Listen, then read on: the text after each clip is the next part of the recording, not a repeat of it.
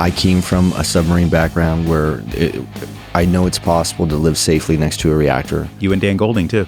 Right. Well, he's Dan, a nuclear engineer. You know what? So he was a instructor, I think, at Power School. Mm-hmm.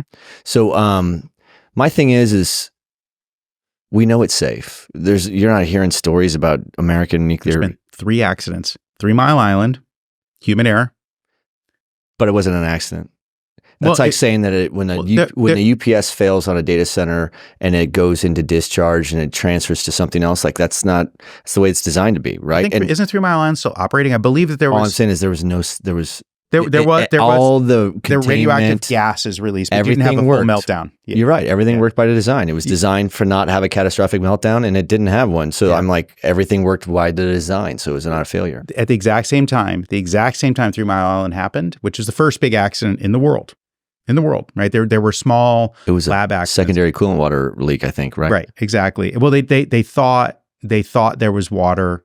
They thought there was too much water in when they were getting incorrect readings from bad valves and gauges and things like that.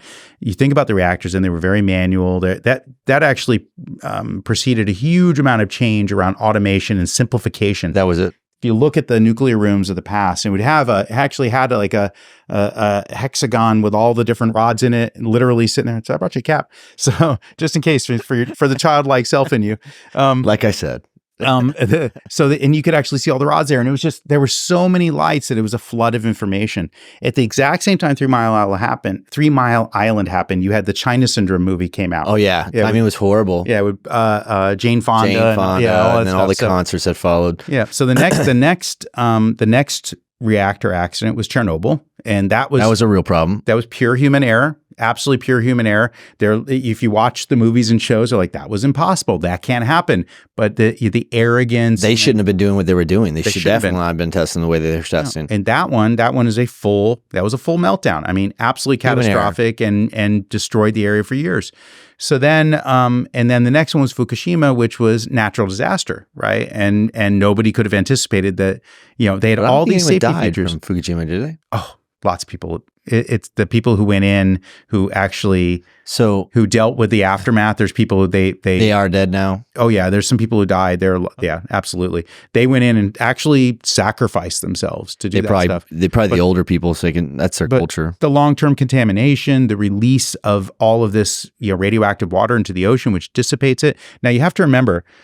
The ocean is an interesting thing. I'm a surfer. I love the ocean. It's given me amazing things in my life, including the potential for skin cancer, because I spend all my time out there. It'll rot wood, it'll rust iron. It could do it all. It can do it all. But what's interesting about the ocean is that the Chinese have just developed a process to extract uranium out of the ocean. There's more uranium in seawater than there's anywhere in the terrestrial sites that we mine in the country today or anywhere else. So they're just, Is that interesting? I mean, I wonder if the juice is worth the squeeze, right? You're talking about discharge. Economically, it's not there yet, but they'll what they're trying to do is not have a reliance on Russia or the U.S. or anywhere else that actually has large deposits, right? So of terrestrial deposits.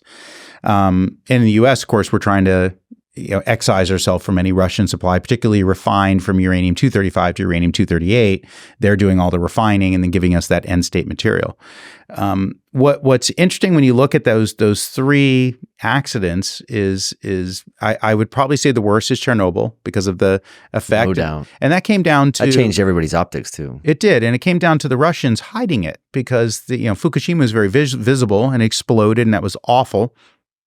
But it was nobody's fault. Nobody could have anticipated the tsunami. It was terrible, and the economic impact was brutal, and who could have known that? Chernobyl was pure idiocy. And so my ex-wife was Hungarian. When she was in school then, they weren't told about it. They were part of the Soviet Union, right? Yeah. They weren't told. They were eating fruits and vegetables as the dust clouds were coming over, and and everything else. And now the long-term effects of that, massive cancer rates and all these different things. Now then there's the global cancer rates from nuclear testing that we did. That shit's bad. That's a different monster altogether. Terrible.